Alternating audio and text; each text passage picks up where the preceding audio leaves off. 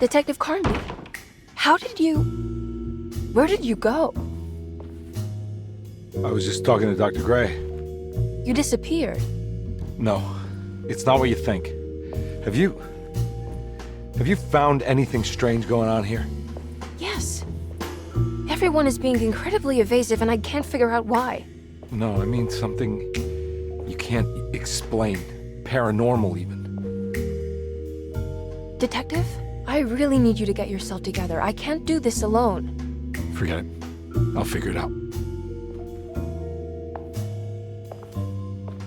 Do you want to come see Dr. Gray? No, I want to try something. With this talisman, I think I can follow Jeremy to the place he mentioned in the book. What was the name? Do you remember something Spanish? Teruella. Yeah, that's where I need to go. Detective, are you gonna be all right? Yeah, of course. Go talk to Dr. Gray. We'll rendezvous later.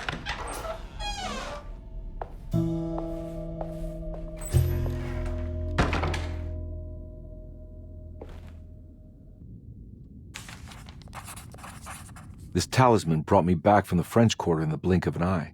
If Jeremy can travel so easily, then he could be hiding anywhere, even Teruella.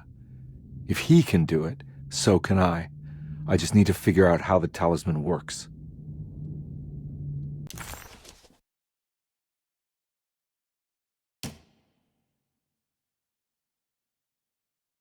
While Detective Carnby was grateful to be back at Derceto, he was eager to test his hypothesis. After having suffered through that sinister world, dressed as the French Quarter, Jeremy's writing could be read much more literally. What if Jeremy used his talisman to actually visit those places he mentioned in the book? Carnby felt certain that this was the answer. He wouldn't find Jeremy hiding inside Derceto. He would be in one of those other worlds. And to follow in his steps, Carnby would have to investigate the old clock and the boiler and find out what part they played.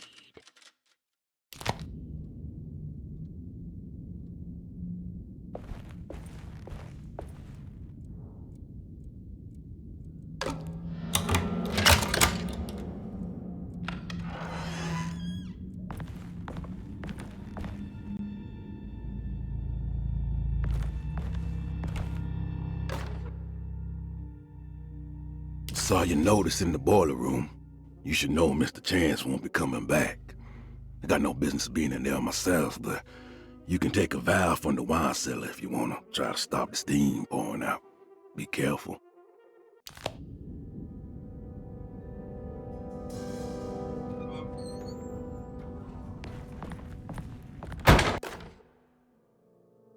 Paul, you're right about the plates on the boiler and the clock.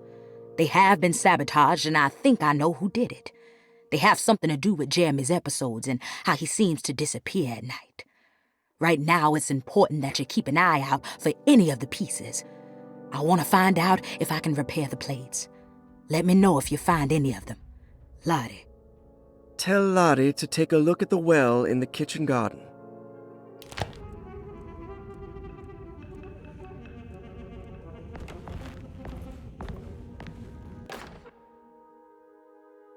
Dr. Elmore Lee Gray is Derceto's chief doctor. Accounting and all administrative work is handled by me, Paul Waits. Magdalena Thompson, or Mags, is responsible for the household. Jean-Baptiste and Charlotte Tabois are responsible for keeping the guests' medical regimens in check. Finally, Jack Chance is our gardener, who can occasionally be seen in the conservatory, but is for the most part busy outside. There are currently 6 guests at Derceto. Malcolm McCarthy and Ruth Tallant reside on the first floor. Jeremy Hartwood, Elisabetta Perosi, Grace Saunders, and of course Cassandra Beauregard live on the second floor.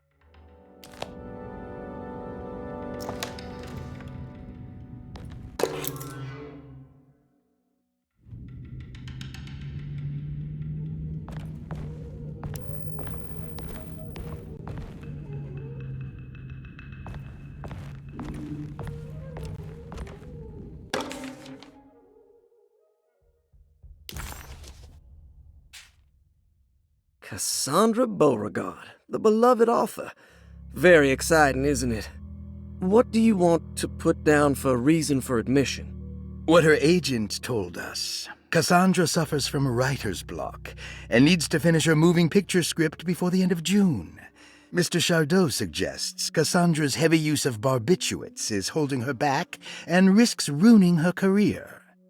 And how should we summarize her personal history? Let's keep it short.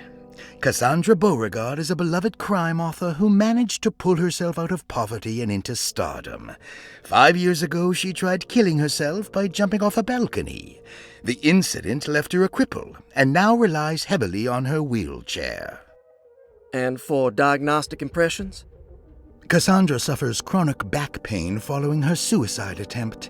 She self-administers morphine to keep herself ambulant, but has become addicted, and the desired effect is now lost. The drug abuse clouds her mind, and she is unable to focus on real life. To save herself from this insight, she instead makes up stories to fill out the gaps in her own thought process, resembling the Korsakoff syndrome. Oh, bravo, Doctor. How will you treat her? First of all, she needs to be weaned from her drug addiction, and hopefully it will resolve her compulsive lying. Then look into permanently numbing her pain in her back through surgery. Finally, deal with her suicidal thoughts. Fantastic. With such a short time before June, I really hope she gets better soon. We will do what we can.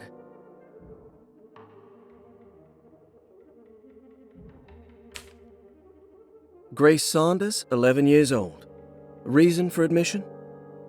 The mother insists on strict supervision by a proper gentleman to avoid further perversion of Grace's adolescence. Personal history? Grace's family possesses modest wealth and status. Her childhood seems ordinary, spending most of her time with private teachers and family friends. Grace's father recently passed away, leaving her mother the sole caregiver. And diagnostic impressions? Grace has trouble dealing with her father's death. She is willingly suppressing her feelings on the matter and isn't properly acknowledging the trauma she suffered. Any planned treatment? Grace needs nothing out of the ordinary. She simply needs parental guidance. Eventually, we can work on her feelings toward her father. Thank you, Doctor. I'll finish the paperwork and get her installed.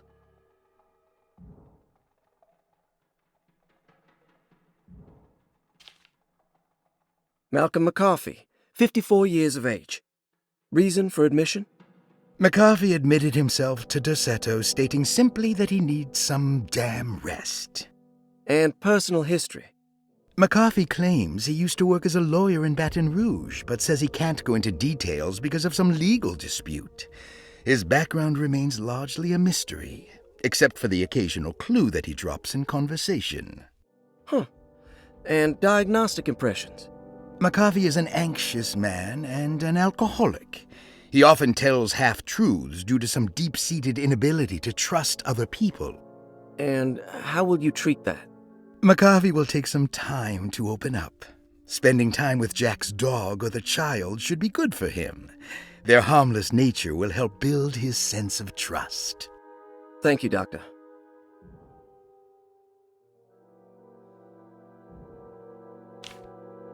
Elisabetta Perosi, 33 years old? What should I put down as reason for admission? Well, Perosi broke into Derceto and was found wandering the grand parlor. She was confused and suffered partial amnesia. She insisted she belonged here and offered to pay for her stay. Right. What do you make of her story?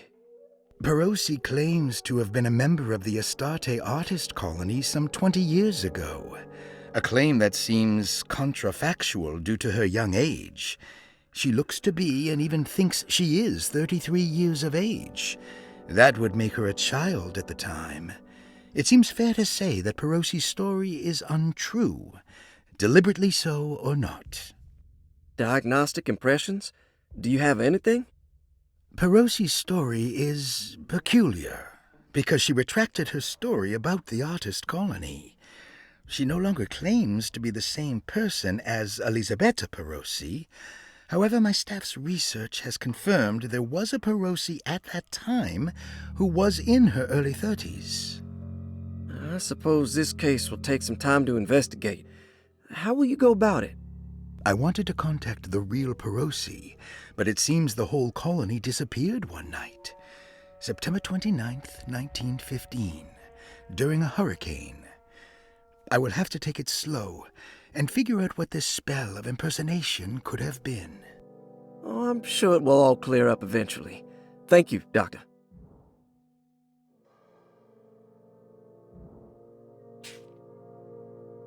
Ruth Talon, 29 years of age. Reason for admission? Ruth's father wishes that his daughter be removed from New Orleans nightlife for the foreseeable future. He fears that her overly free spirit is tarnishing the family's reputation. Sounds simple enough. Personal history? Ruth comes from considerable wealth. Her family owns several hotels and restaurants. Unlike the rest of the family, her sense of adventure has taken her around the world, including France during the Great War as a photojournalist. The last decade, she has provoked many rumors of being a debauched flapper, bordering on nymphomania. And diagnostic impressions? Despite her father's frivolous reasons for her to be admitted, Ruth does seem to provide an interesting case. She is refreshingly open and doesn't shy away from talking about her life during the war or her continuous celebration after returning to the States. She is admittedly a sexual deviant and feels no remorse. And her treatment plan? Simply staying at Derceto should do wonders for Ruth. If not, at least for her family's reputation. Ruth doesn't need to change, but with therapy I might be able to share with her some sympathy towards her family.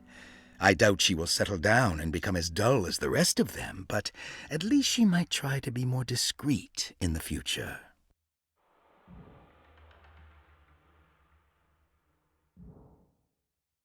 Looks like all the patients are accounted for, except for Jeremy. There's no way I can get into this thing. Better leave it alone.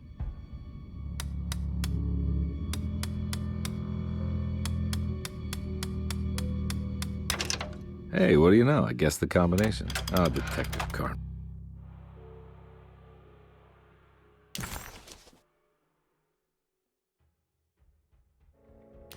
You beautiful bastard. How are you this good?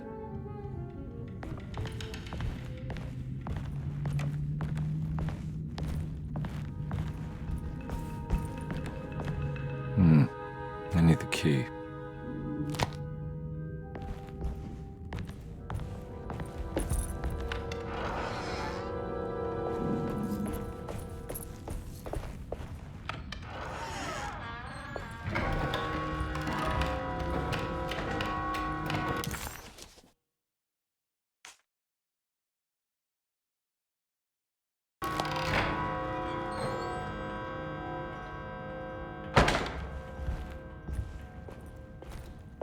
I'm not gonna walk out of this now. I need to help Emily save her uncle.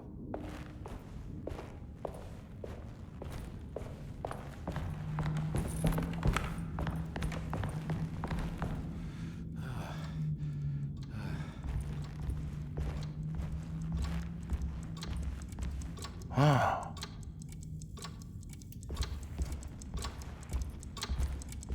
It's stained. Looks like some kind of rot. This must be the clock that Jeremy wrote about in the commonplace book. Looks like the plate that held the talisman in the seance room. But it's broken and missing some pieces.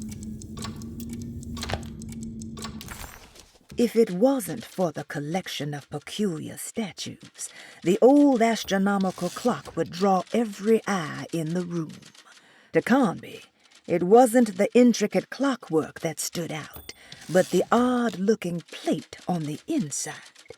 It reminded him of the ritual bench in Miss Jackson's seance room, where he had manipulated the talisman to open a door back to Derceto. He wanted to try to replicate the procedure, but found that the inner part of the plate was broken. He would have to find the missing pieces and put the plate back together.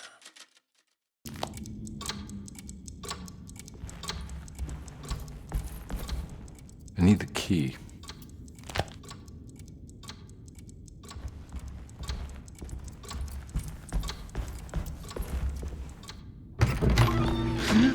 Yeah, sorry, Detective. Didn't mean to obstruct justice or anything. That's fine. You know, I'm kind of busy with my own case of a missing person. I was wondering if you seen Grace, a girl about yay high? I can't say that I have. Why are you asking? Well, I'm looking for her. Is she in trouble? No. She's just hiding somewhere. But we can't have a rascal like that running around unchecked at a time like this, you understand? Well, I haven't seen her. Well, let me know if you find her. I'll be around. I'll keep an eye out for your man, Jeremy. You scratch my back, Detective, and I'll scratch yours.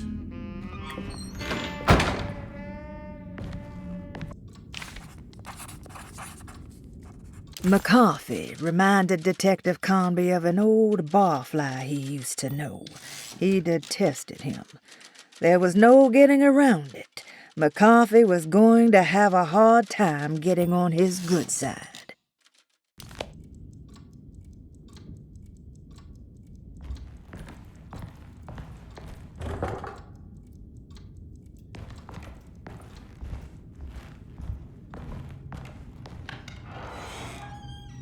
Looks like everything's back to normal here.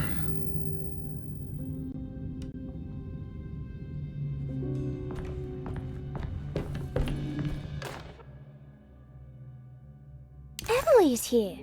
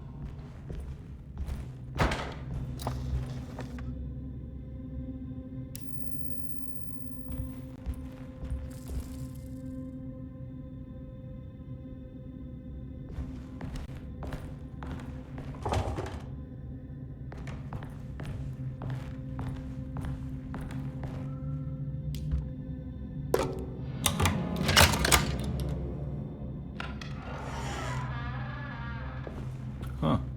How eccentric.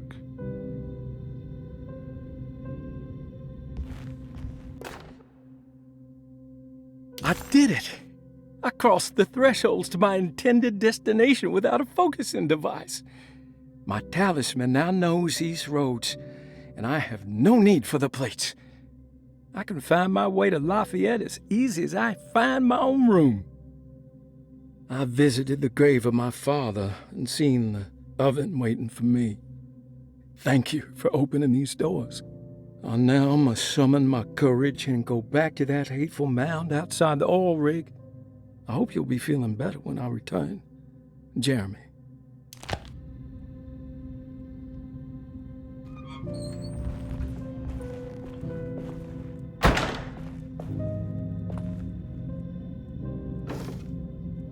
These paintings got some grim-looking rot on them.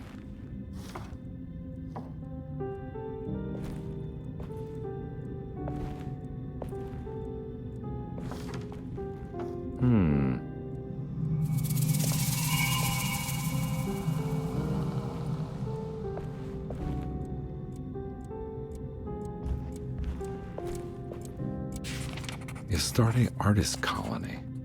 I remember hearing about their disappearance. Must have been 15 years or more now.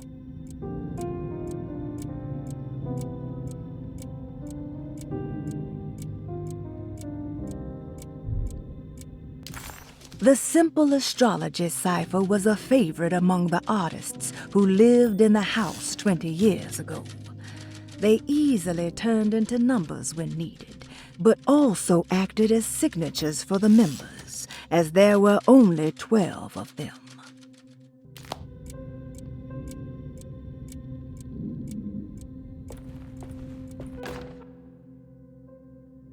Will I need to remember how to get them out again? They are locked up for good reason. I am sure she is still able to whisper the answer in the ears of the wrong people. But not for long. I will see her burned soon enough. That black goat will be sacrificed to put an end to it all. Then it will all be over. No more Derceto, and sadly, no Astarte. Those good pirates of Pontchartrain. May you still sail the lake, until you find the shores of Hali.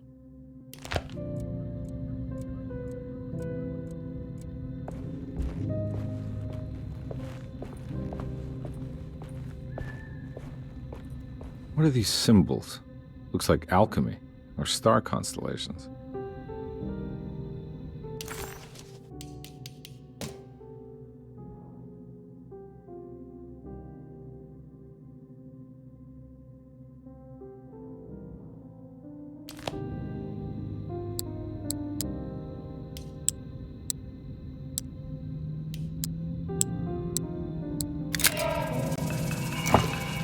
Got it.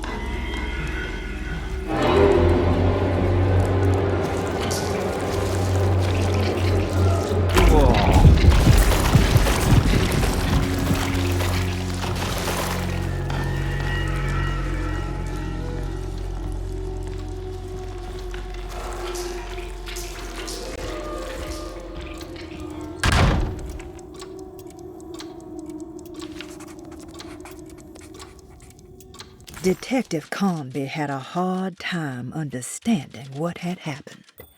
It did feel similar to when he was pulled into the French Quarter, but with less power and purpose. Did he cause this, or was it something else? Oh, what happened? Everything's normal again? Right.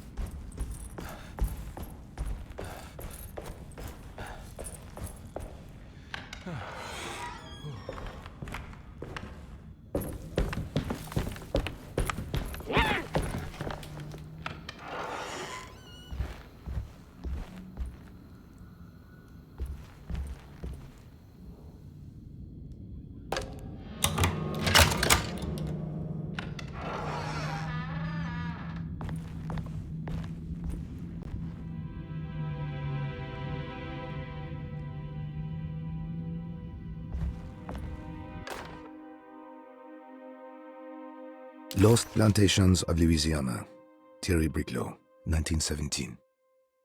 Derceto was a small plantation on the eastern shore of Lake Pontchartrain. The land was considered difficult for industry and was sold for only $30 to Elijah Pickford in 1818. Pickford employed hundreds of workers from nearby New Orleans to clear the woods and build a small plantation mansion facing the lake with a striking Greek Revival temple facade. Derceto kept a modest production of Barrique tobacco and indigo that persisted up till the Civil War. During the antebellum era, Derceto was the source of many rumors concerning voodoo and witchcraft. People who traveled the lake reported seeing people dance at night in front of bonfires, bleating and wailing. On June 17, 1862, Captain J.W. Norton of the Union Army recounts leading a raiding party from ships anchored in Lake Pontchartrain in order to seize control of Derceto and free the slaves working there. The captain was surprised to find the workers fighting back with unprecedented zeal. Norton's account describes these men and women as enraged with fanaticism. Pickford reportedly tried to placate the raiders, but was shot in the confusion. Captain Norton left the mansion burning and retreated to his ships with his men.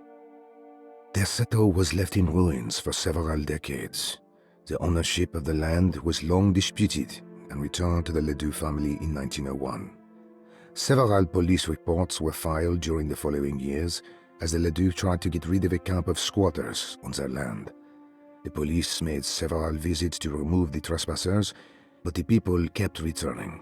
On November 1, 1907, Inspector Legrasse of the police charged a deadly attack in order to save several children kidnapped by the squatters. Many were killed, and even more were jailed. The following year, Ledoux rebuilt Derceto, incorporating the surviving stone foundation and adding a magnificent wrought iron conservatory. The farmland had been reclaimed by the surrounding woods, so it was no longer profitable to use as a plantation. Instead, the house was turned into an artist's colony. The Astarte Artist Colony was a successful group of artists, including figures such as painter Heinrich Cassel and poet Nora Keith. The group was also known for their beloved Mardi Gras crew called the Pirates of Pontchartrain. On September 29, 1915, a tropical hurricane tore through Louisiana, causing Lake Pontchartrain to flood New Orleans. Due to the remote location of Derceto, it took almost 2 weeks for outsiders to learn that the artist's colony was abandoned. The 12 residing artists had all vanished without a trace.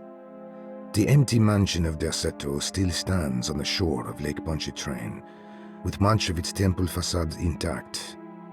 The Ledoux family currently has no intention of repairing the house.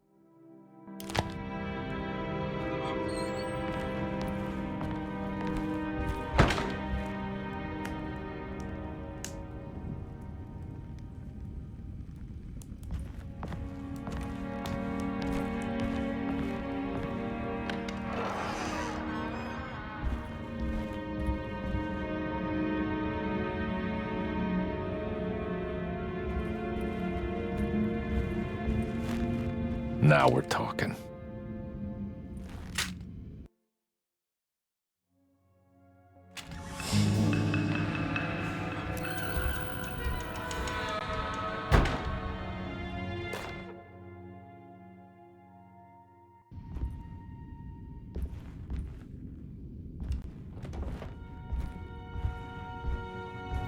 It's wedged shut.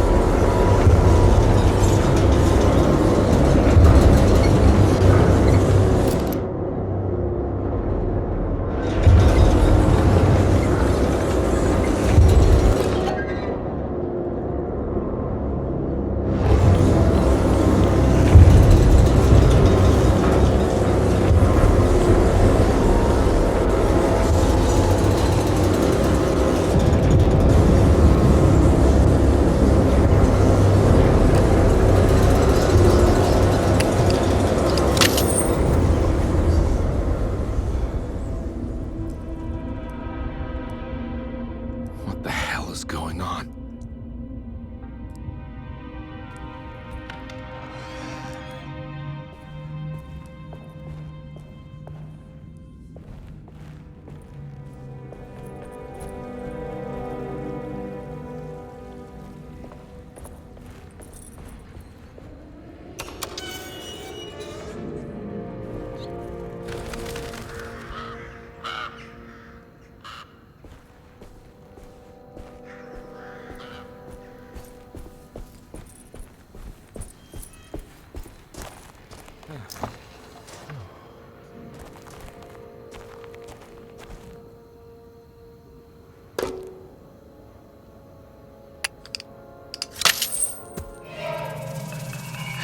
Got it.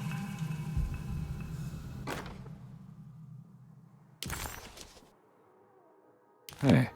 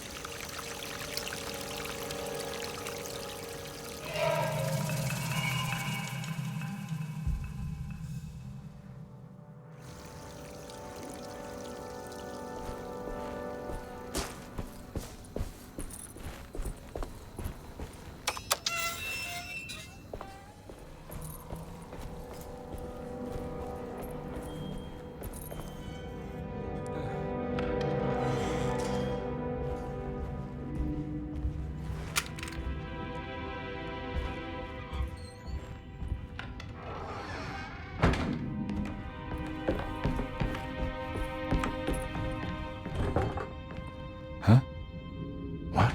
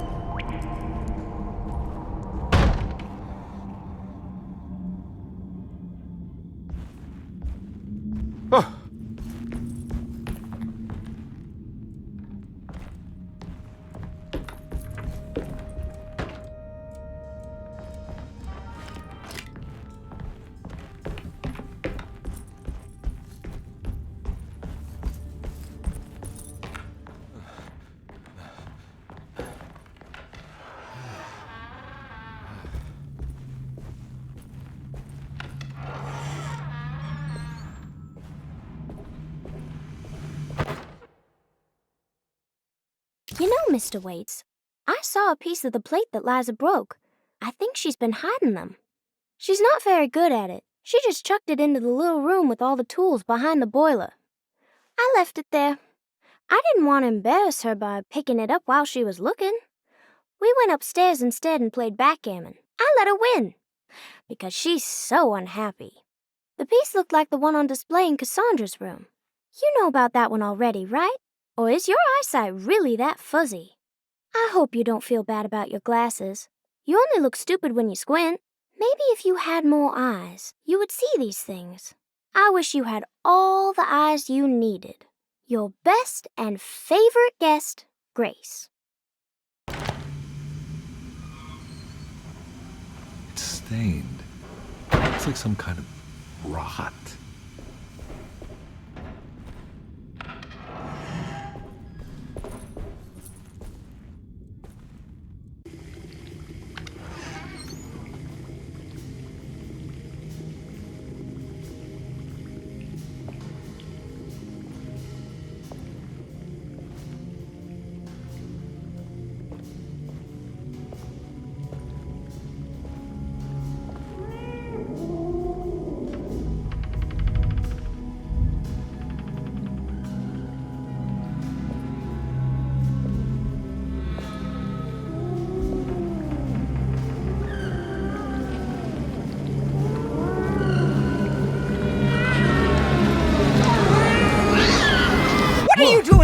kitchen. I assure you. Oh, No, I'm sorry. I promise you. Mr. Hotwood is I was just nowhere looking near my for- kitchen, and neither should you be. Don't make me I kick didn't you mean out to- of this house. Sorry. Now get out! Yeah.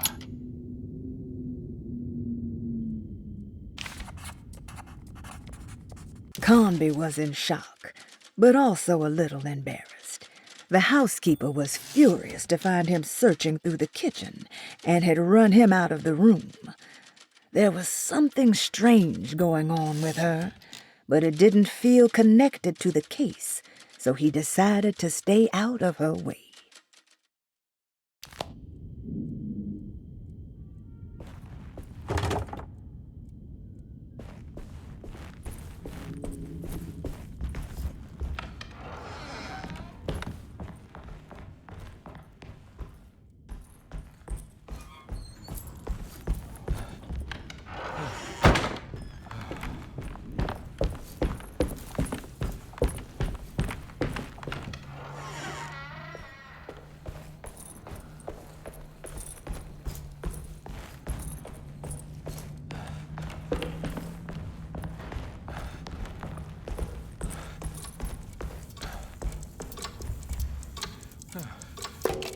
I think I've seen this somewhere.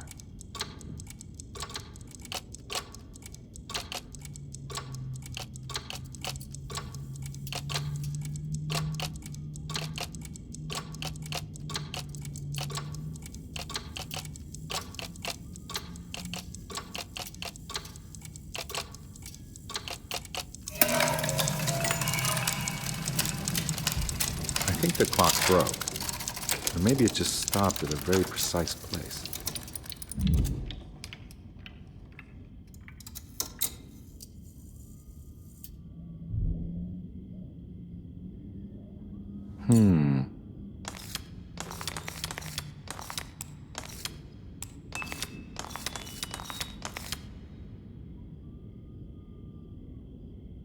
There's a picture in the black glass. It's showing me something. It's the hallway outside Jeremy's room.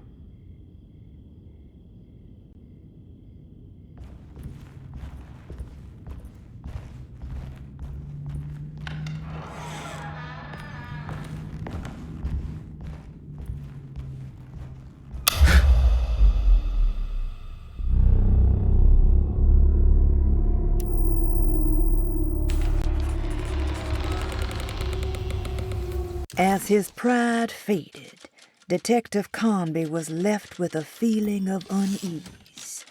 He had successfully managed to enter a whole new world. How could this be? And why did he accept this so readily? One thing was clear. There were no answers to be found by standing around questioning reality. Knowing only what he read in the commonplace book, Carnby headed off to look for Jeremy in the hateful mound.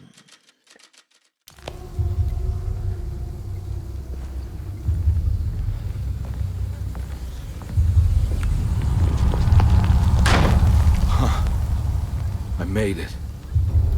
I entered another one of Jeremy's memories.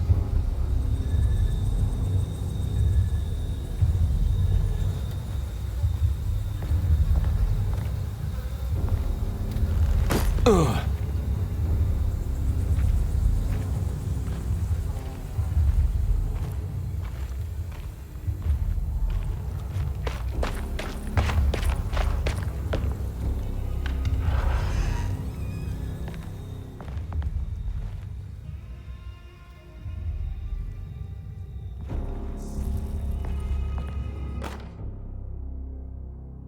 May 1923, Monday.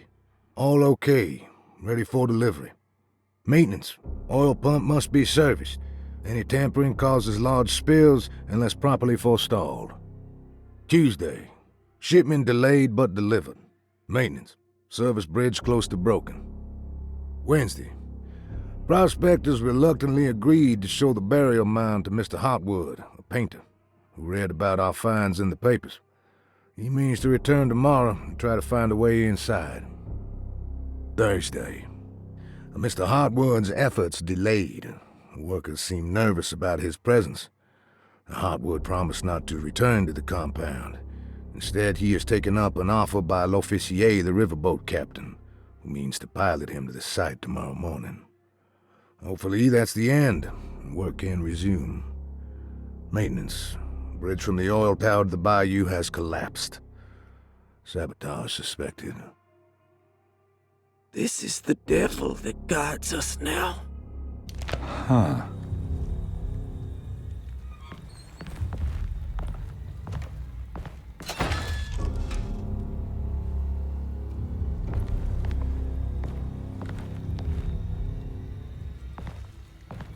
I need the key.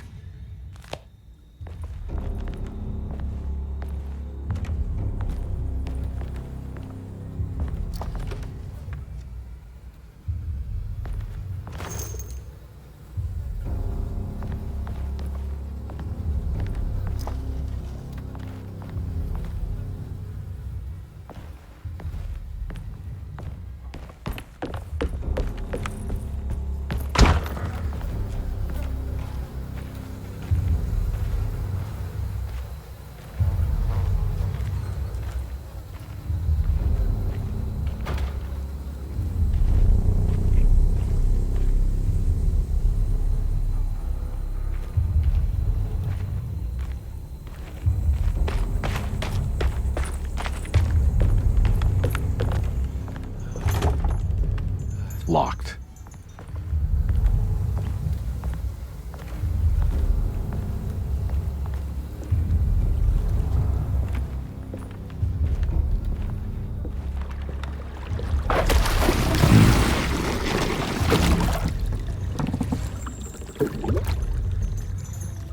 There's something missing.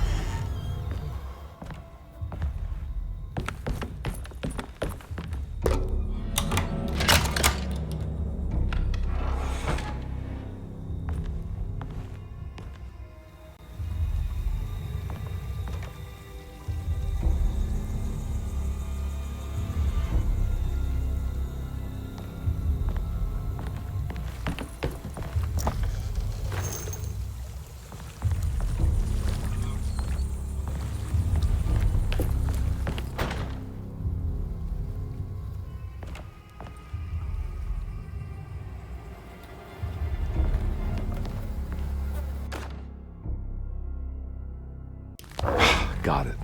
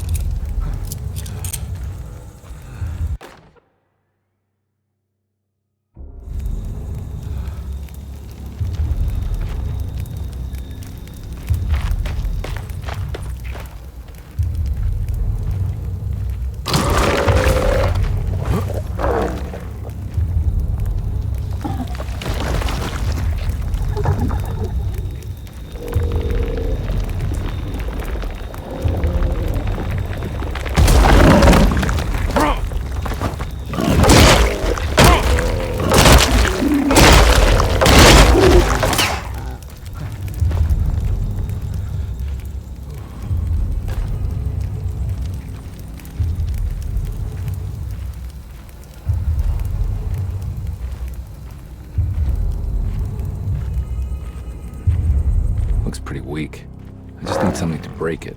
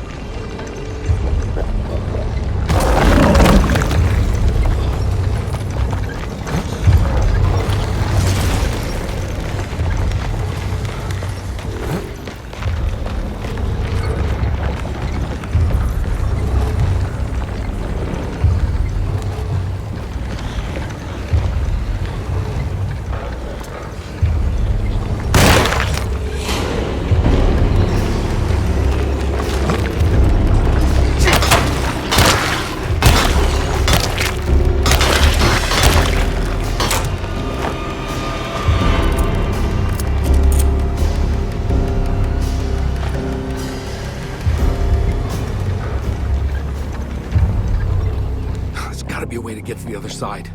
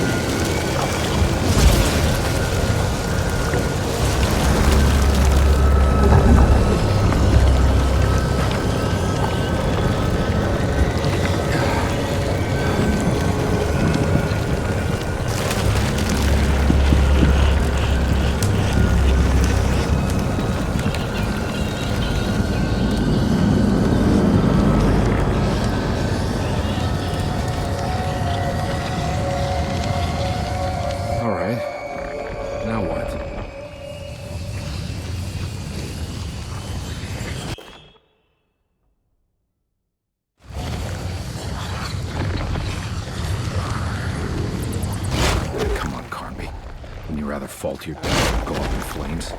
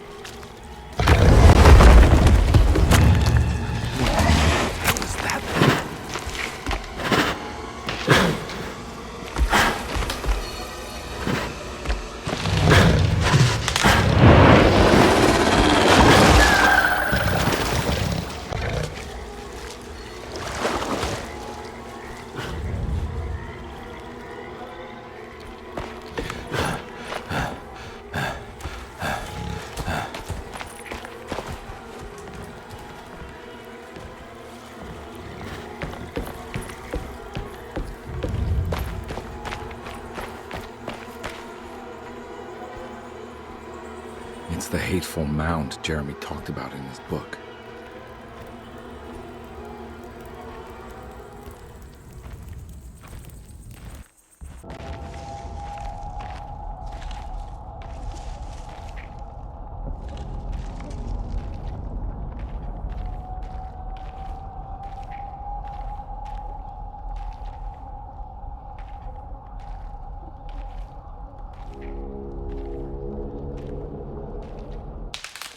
Don't come any closer. I'm armed. Get that thing out of my face. Who are you? What are you doing here? I'm just a detective trying to find something called Tarawea. You're after Jeremy too? Why? I'm working for his niece. She wants to make sure he's all right. He might be unharmed, but far from all right. He's a curse upon Derceto. Here we go again. Quiet.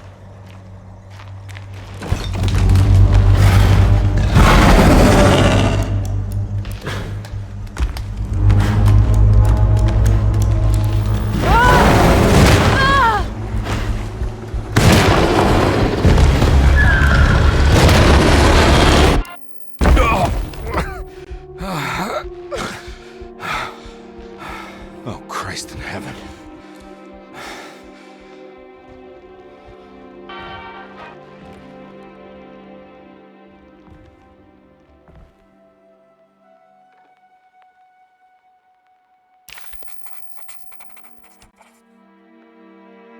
It was a bust. The oil rig and the hateful mound led him nowhere closer to finding Jeremy. Carnby was sure he had struck gold when he found Jeremy's bag, but it was just a trap set by Lottie, another of Derceto's orderlies. Things got out of hand real quick, but somehow Carnby managed to find his way back to Derceto none the wiser. At least it was one item off his list. Now he had to figure out what to do with the boiler.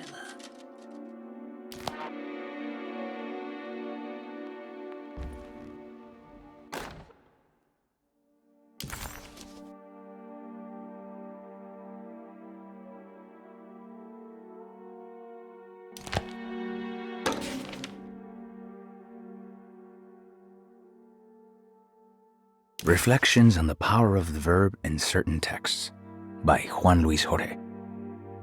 To act is in itself divine. Even the slightest movement of our hand is evidence of our soul in motion. Yet our free will is so easily overwhelmed by the dullness of everyday life.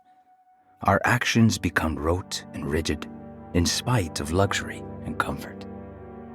True divinity is found in the choice of leaving the stage where we all perform. People who discover this freedom unexpectedly will be struck by the terror of this revelation and become paralyzed, or worse, turn to suicide. However, if you are able to weather that storm, you will discover that there is a divine path beyond that fear. There is a chance to dismount your destiny and make something new.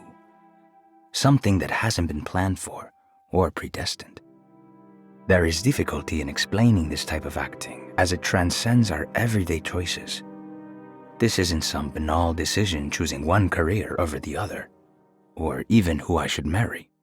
Leaving the stage, no matter how, isn't a matter of course correction. It's a rejection of the story that the Creator is telling.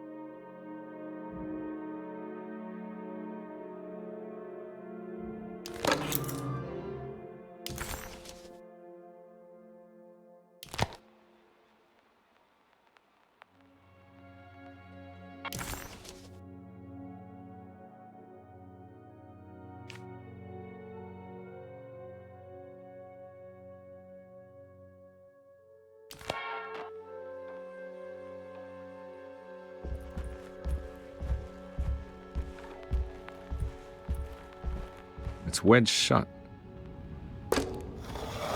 It worked. I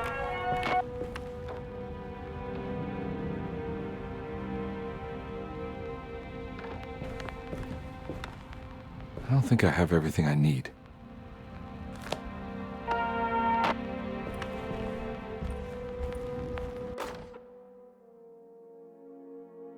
The Barlow lens. Instructions. To double the magnification of your telescope, simply fit this Barlow lens to your instrument. Then operate the fine tuners to adjust the distance between your lenses. This is easily done while looking through your eyepiece. Simply search for a position where your picture is clear and appears flat. When correctly tuned, your telescope should present a clear picture with magnificent magnification.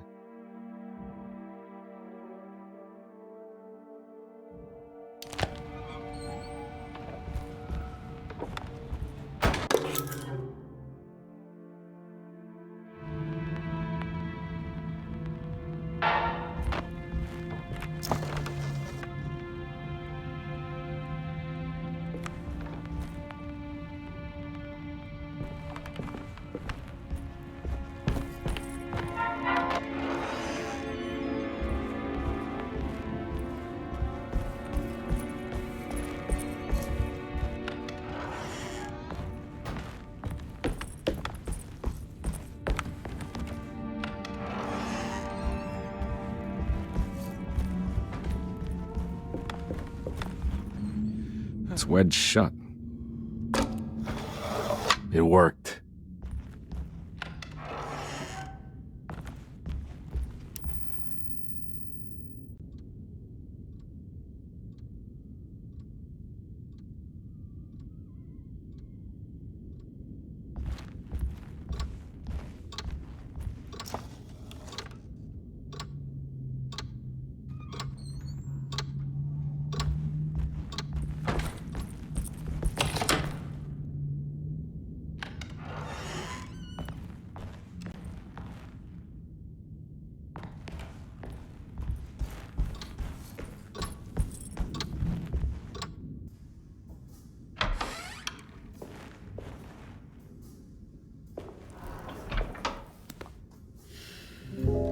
Detective Carnby. How good of you to come. Let me pour you a drink. What happened here? This place looks like it was hit by a bomb. Welcome to the madhouse, Detective. Thanks. Did the ceiling just collapse? I heard it was something in the attic, something that was supposed to happen but didn't. How that could have such consequences is beyond me. The truth is, I don't know why the room looks like this. But I bet your friend Jeremy does. You know where I could find him? Oh, somewhere in his past, I suppose. He keeps going on about that mysterious dark man. I think he is hiding from him. Or maybe he's with him. I can't really keep up. I don't worry much. Take a look around this room. You may think it looks spectacularly devastated, but I just think it's finally found its stride. It fits perfectly with the state of this place and its loonies. The same goes for the nonsense with Jeremy. In my eyes, we finally managed to match the wild ride inside all of us. Well, I'm happy you find the evening so harmonious. I hope you don't mind me setting things right. Jeremy's business, that is. This room looks beyond my capabilities. Good luck, Detective. Hope to see you again soon. Yeah. Evening, miss.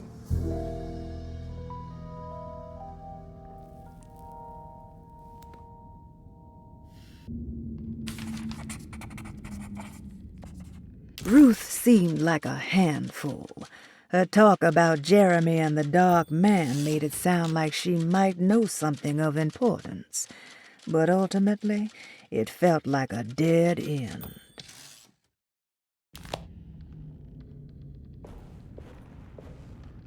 Can I get some more of that whiskey? Go ahead, Detective. I don't think I can stomach any more anyway.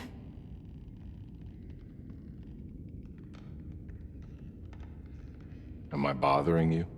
On the contrary, Detective, I enjoy watching professionals at work. Well, I better get going. Bye now, Detective. Don't take any wooden nickels.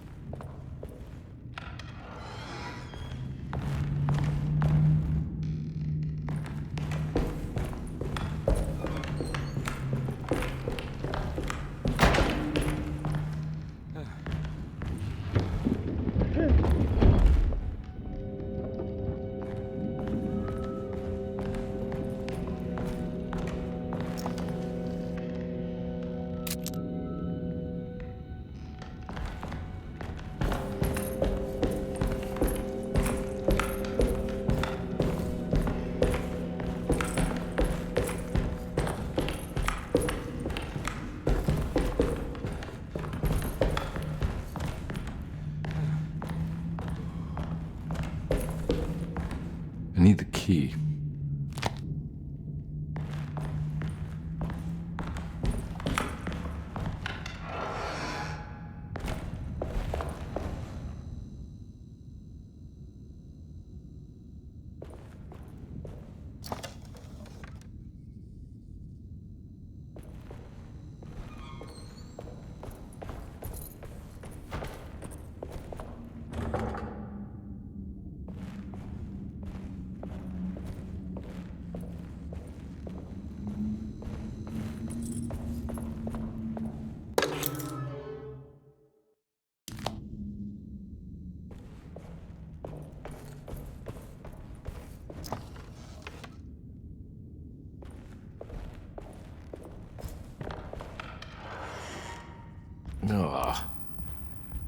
more of that aggressive rot.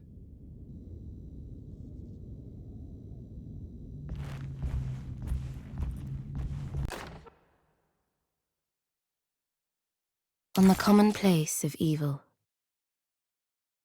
there lies virtue and stark irreverence, careless thoughts of luminous indifference.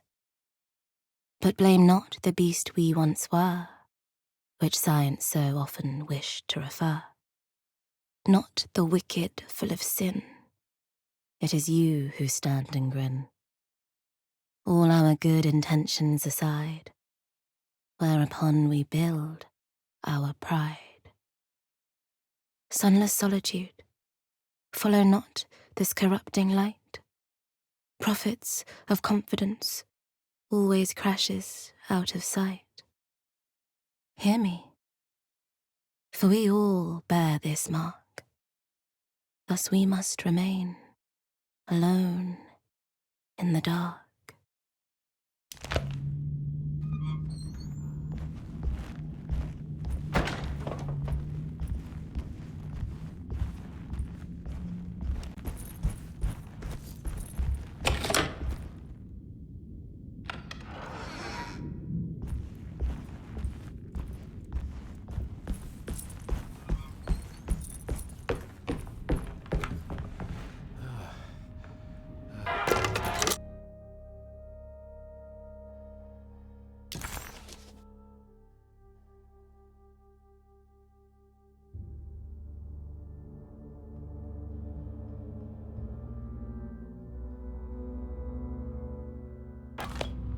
Huh.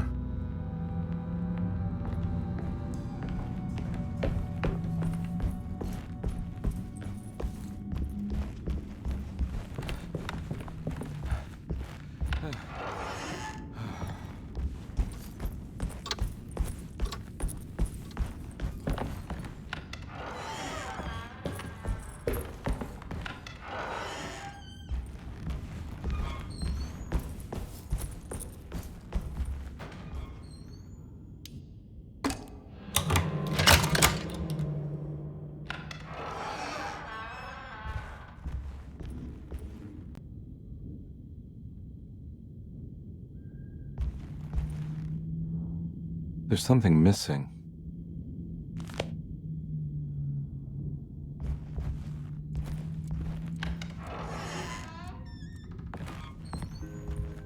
This must be that kid's room. Why does she seem so familiar?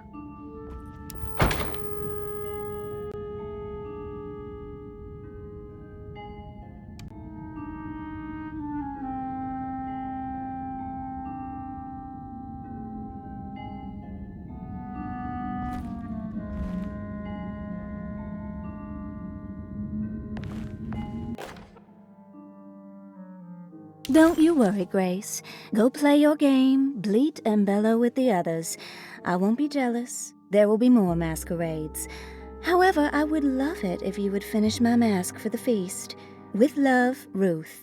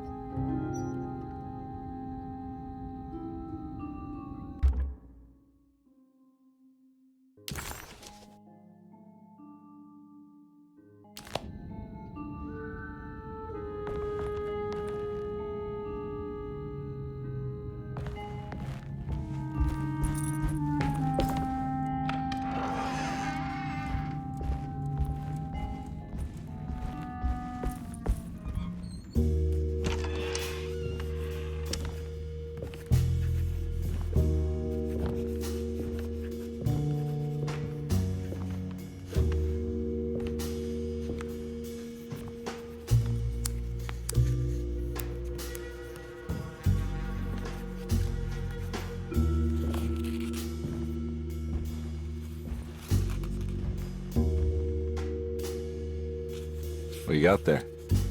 You drawing something? Nothing special. I'm just bored. Do I know you from somewhere?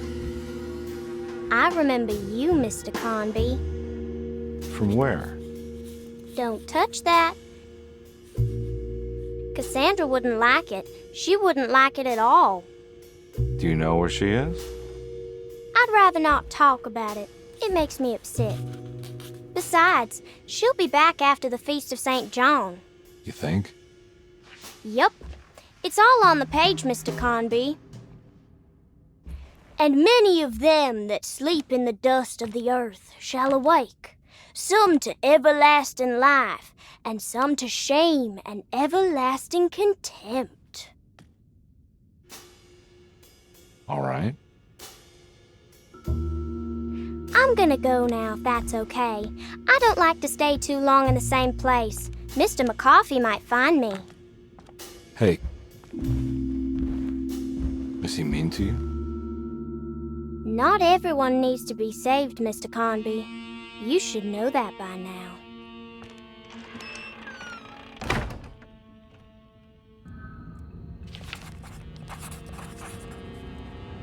Why did that girl look so familiar? Detective Carnby just couldn't quite remember. His last few years were clouded by a drunken haze, a haze which now had turned almost opaque.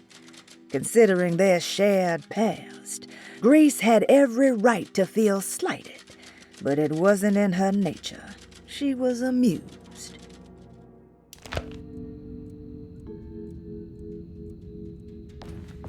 So this is where Cassandra Beauregard ended up.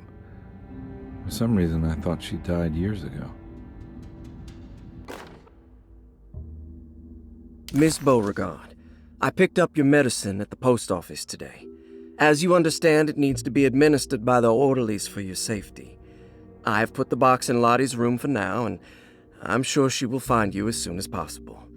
Mr. Waits.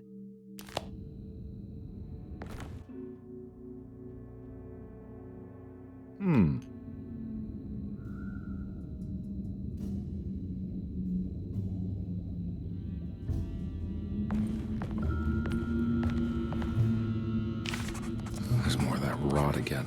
Like it's guiding me to do something. But what? The medicine bottles had stains of rot on the labels, suggesting some greater shape. They just needed to be put in the right order. But for what purpose?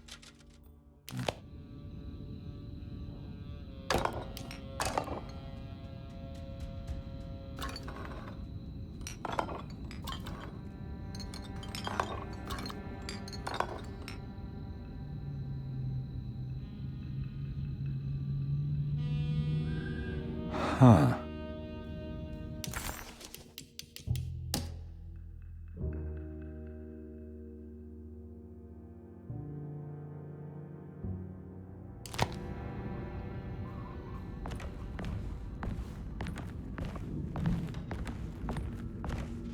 It's another one of those strange padlocks.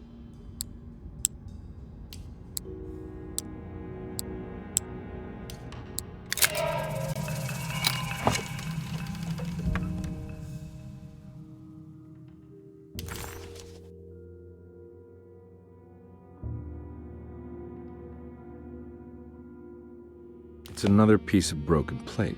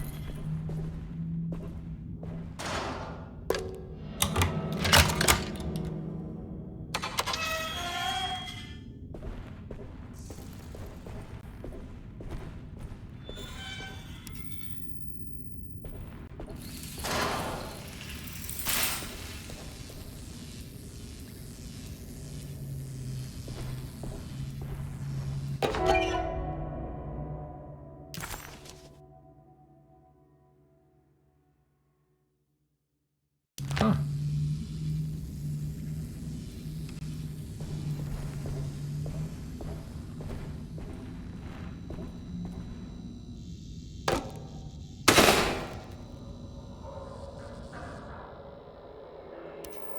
It worked.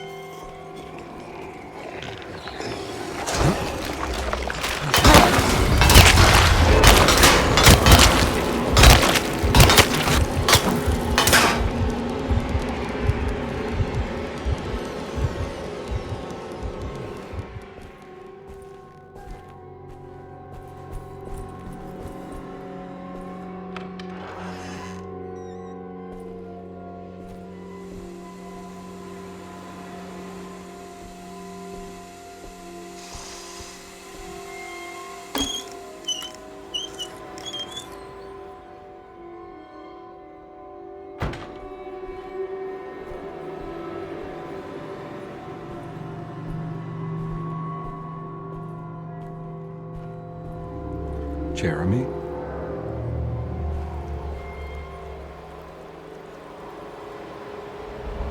What the hell is going on here?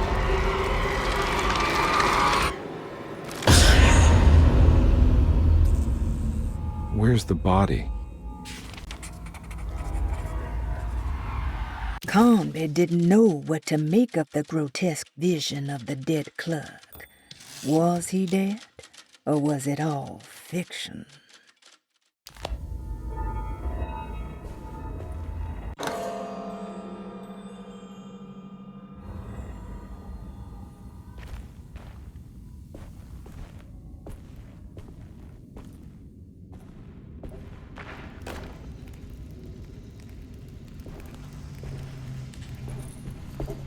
It's stained.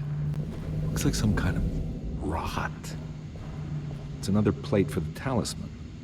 Like the other one, it's broken and missing some pieces.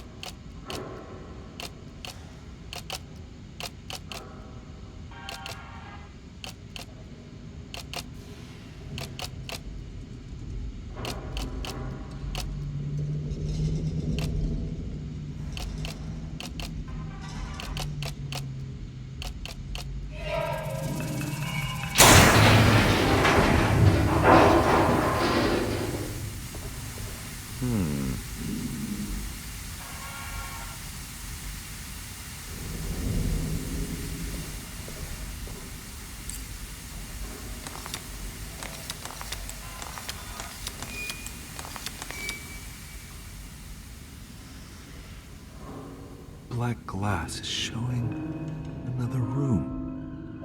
Must be a way to another one of Jeremy's memories.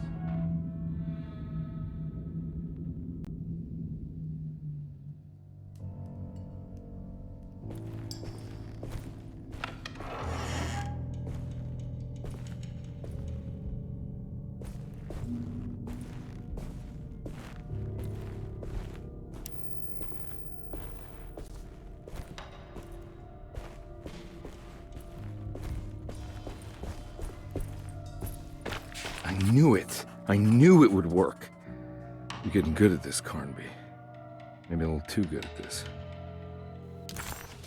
The odious stench of a flooded cemetery caught him off guard.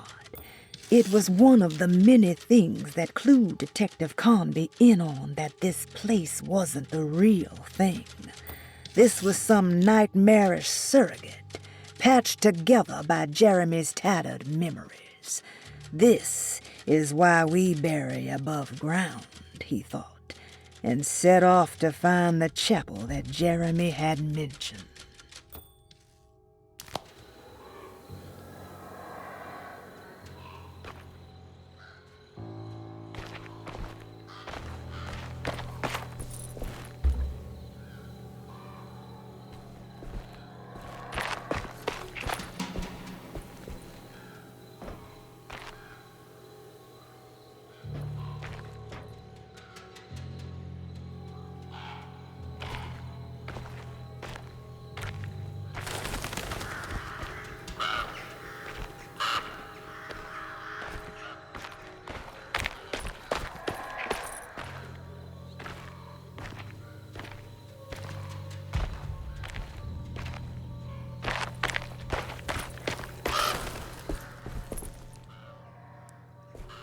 The Hartwood's family crypt.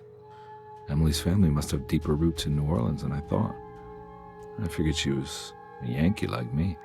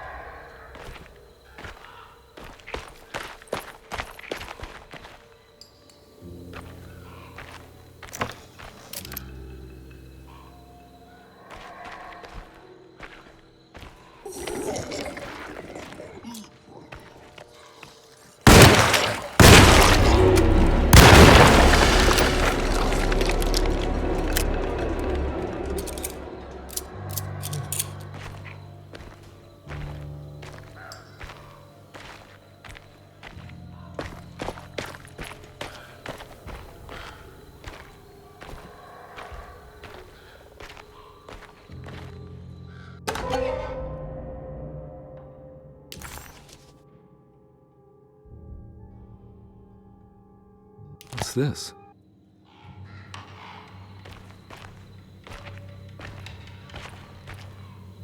Now, what do we got here?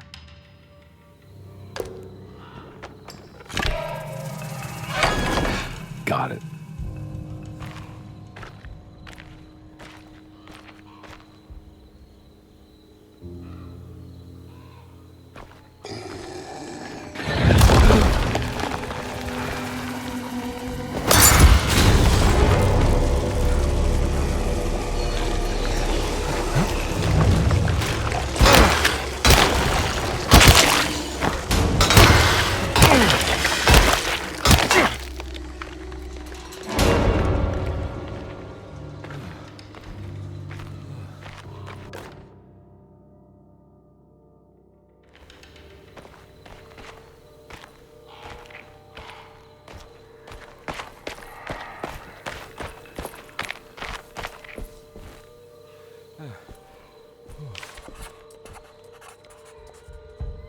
It was the chapel Jeremy had mentioned in his book.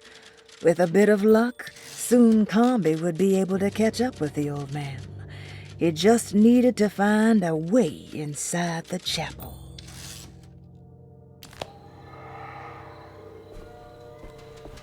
Jeremy sketched this chapel in his book, so it must be important.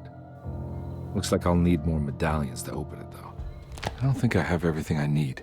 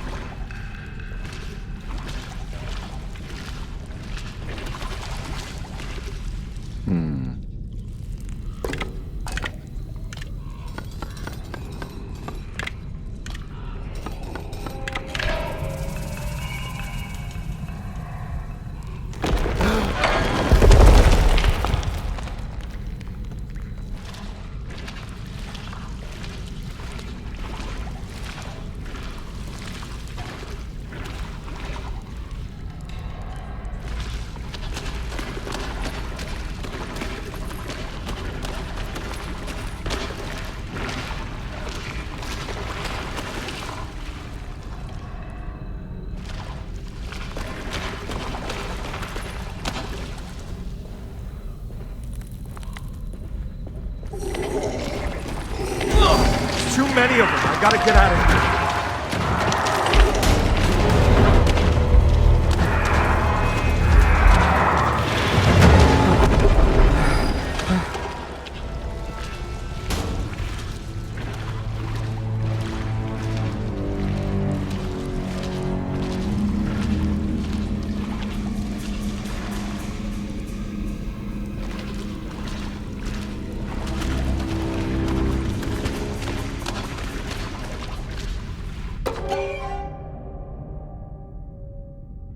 Now, what do we got here?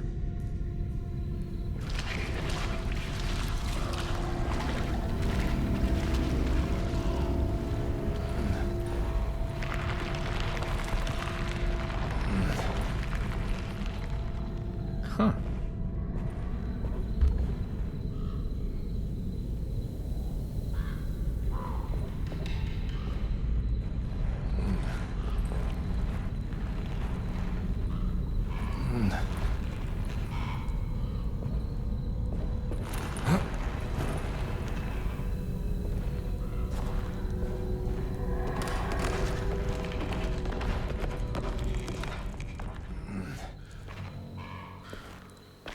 Thank God that's over.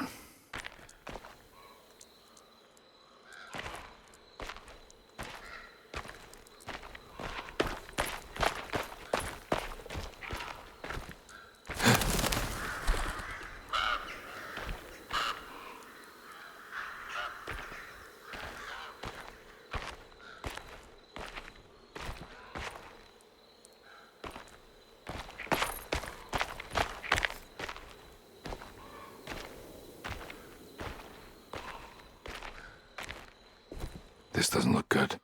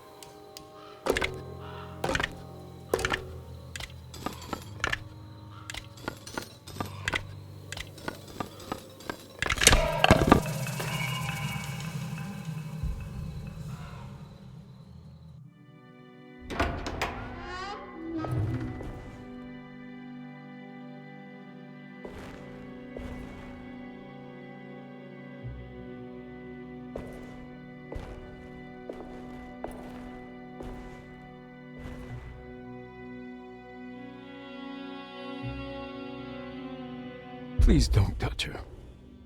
Jeremy. What are you doing here? Everyone's looking for you. I know, it's all a big mess. No one understands. I'm just trying to keep evil at bay.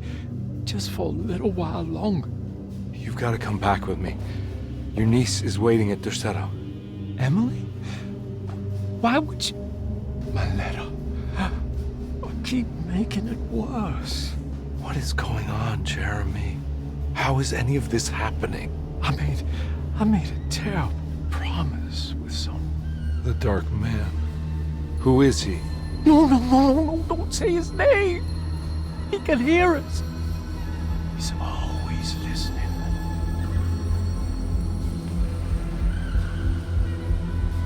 Jeremy, I need to understand what is going on. I promised him everything. When the sun rises, I will be chained in his sunken desert temple for an eternity. But at least the evil about to awaken in Derceto won't harm anyone outside of that cursed place. You're acting crazy, Jeremy. I want to help. There's nothing you can do. Then what's all the business about Tarawea? Why did you want to go there? I can't go there. Not allowed. But you wanted to. Can I go? Tell me, will it help me to break your pact? Is there something there that would help?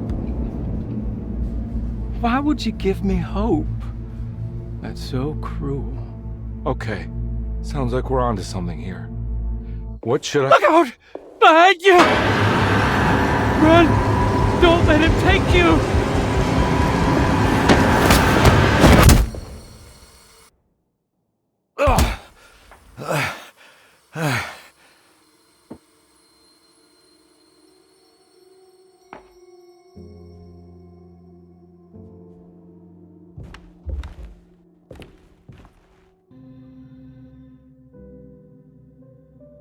I've seen so many strange occurrences lately. Memories explode into existence and then burn out like tired glass bulb filaments. Dreamscapes crash down from the stars and sink into the sea. Doors that lead to nowhere and absolutely everywhere at once. With all this reverie, I want to think there's a chance that you found a way to remain alive in some way I cannot fathom. Just like I've learned to navigate with my talisman, maybe you, with all your knowledge, you somehow knew a way to find me again, perhaps in Tarawea. All my love, Jeremy.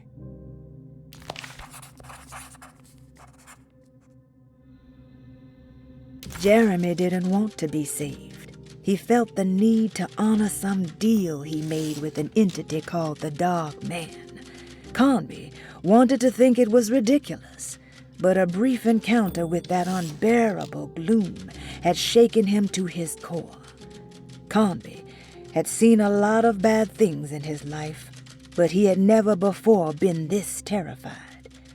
After gathering his thoughts, Carnby figured he would need to chase after Jeremy in the only place left he could think of. He needed to go to Tarawea.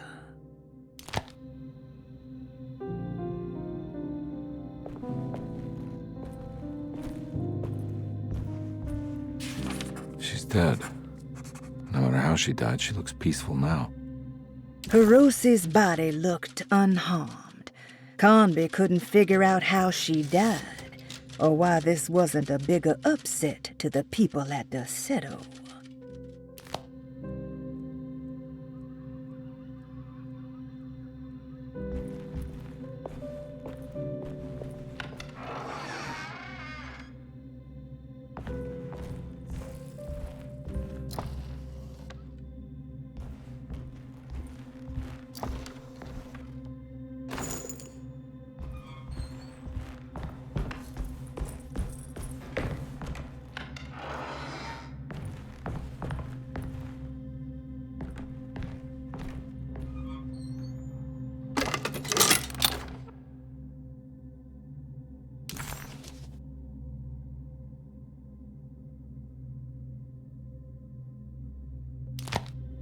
Telescope lens. Why would he lock that up? Jeremy had found a way to enter Tarawea, but he wasn't allowed to go. He knew deep down that it was impossible for him to cross that threshold.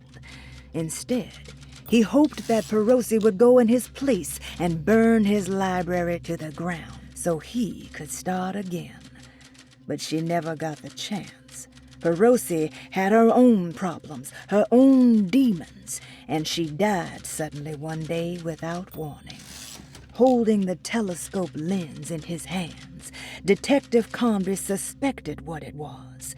At least a part of the key to that paradise Jeremy so desperately wanted to see. Curious what he would find, he felt eager to put the lens to use.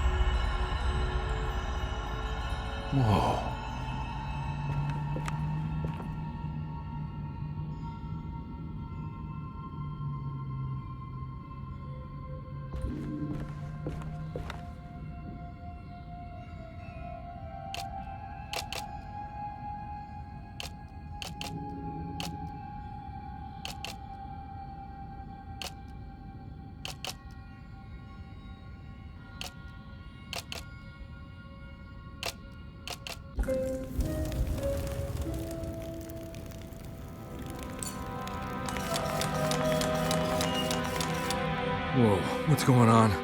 It's dialing in something all on its own and it's showing the way to another memory? Where is that?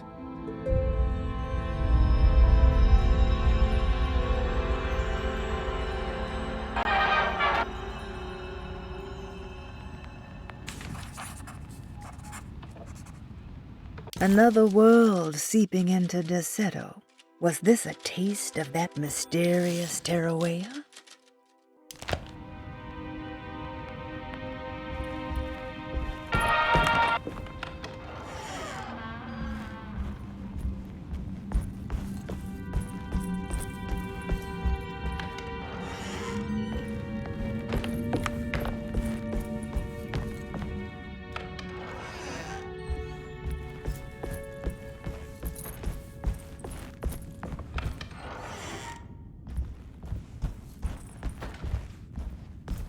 Here we go.